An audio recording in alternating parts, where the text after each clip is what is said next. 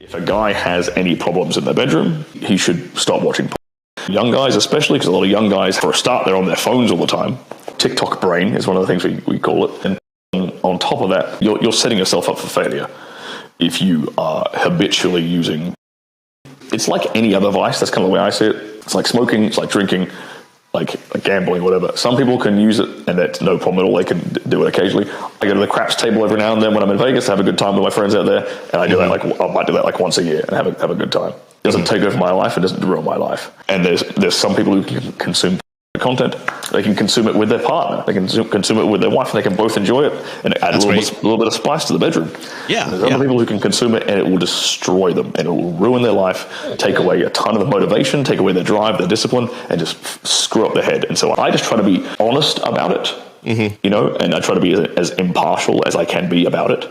Because I'd be lying if I said I didn't enjoy myself when I was in the industry, honestly. Yeah, I bet. Yeah. And you're right, because I can only imagine, because I remember when I was a kid, it wasn't as accessible as it is today. I mean, you had the scrambled channels back in the old days, and then you had like the Playboys behind the counter at the gas station. So we had either the Sears catalog or something, right? But dude, if I was a young kid now, with everything in my hand, I bet kids are seeing things I didn't see until I was in my 40s.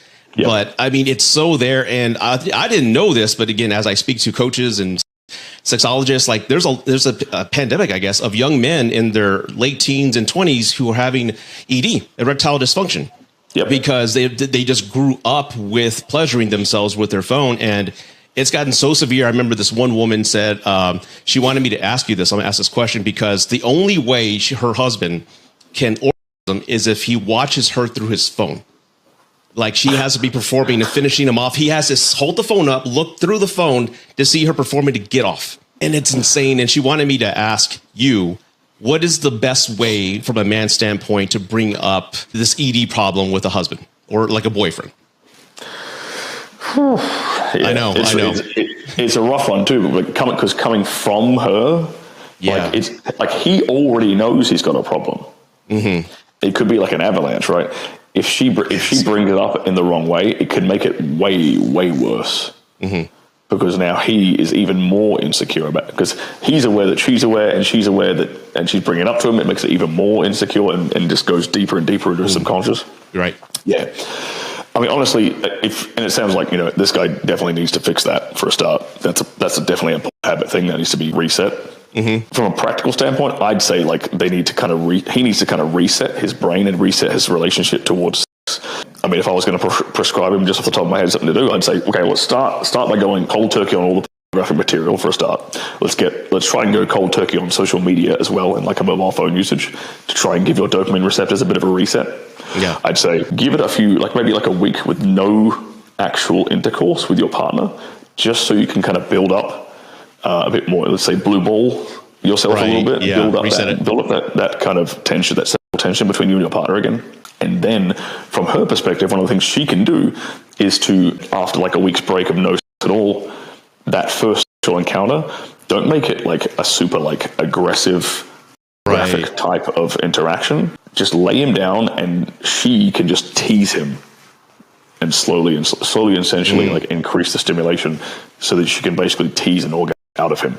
And what that will probably do is completely reset his relationship towards intimacy with his partner. And then, of course, then later on, you can start getting more aggressive and doing more fun and exciting things. But I think fundamentally he needs to like learn to relax more, because ED is because the erection is a relaxation response.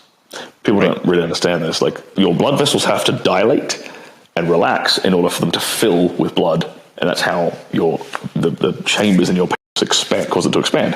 All the blood vessels are relaxing, and so it fills with blood, and you get an erection. So you have to be relaxed, in a relaxed state of mind, to do it in the first place. So if you have an erectile dysfunction problem, I mean, if it's a mental side of things, it's actually performance anxiety. That's the two fundamentally different things. But let's just, for the sake of argument, let's just stick with the one definition. He has a relationship towards that is somewhat anxious and tense, and that needs to be changed into a relaxed arousal. And that's where she can definitely help. She can definitely help with the relaxation side of things, and making less performative on his part, and taking the pressure off of him and making it more about him and his enjoyment, and then he can learn to relax and appreciate her presence. And it's like anybody. Let's say if you're an alcoholic, how do you approach an alcoholic who's got that vice, right? Like, I don't have a problem, and then it just implodes, and you know how that can just go south really fast. So, and it's funny, and I'm sure you've seen this as well, because I remember when I started dating, like I said, I was with one woman for 20 years if you round up. And I remember just dating, and a lot of women, I remember, were so accustomed to using their vibrator, I couldn't get them to orgasm. So they were just using that tool for like a year, and I'm like, well, let's work on this. And then I did some research. You had to reset the and just like stop using it for a few weeks, and let's work this out. I finally was able to get her. So it was like a goal of mine. I had to do this, man.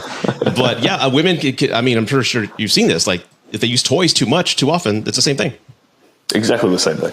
Exactly the same problem. Yeah, they're using like industrial powered jackhammers on their like come on, we can't keep up with that. Come on. The male tongue, or the male cannot keep up with that. It doesn't have they don't have the function that allows it to do this. We can't like change directions and then have it vibrate and do all this sort of stuff. Yeah, it's almost unfair. Like, come on, man, we can't do that. Yeah, I mean, look, I ain't got a problem with women. In actual fact, when women more, they tend to easier.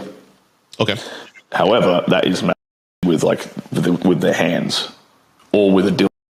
Not necessarily, it's the vibrators in particular that can destroy the nerves and the sensitivity around the clitoris, so especially these really, really high powered vibrators. So yeah, there's a balance there. But no one's talking about that. Everyone's talking about the dude stuff. No one's talking about really women destroying their own clitoris.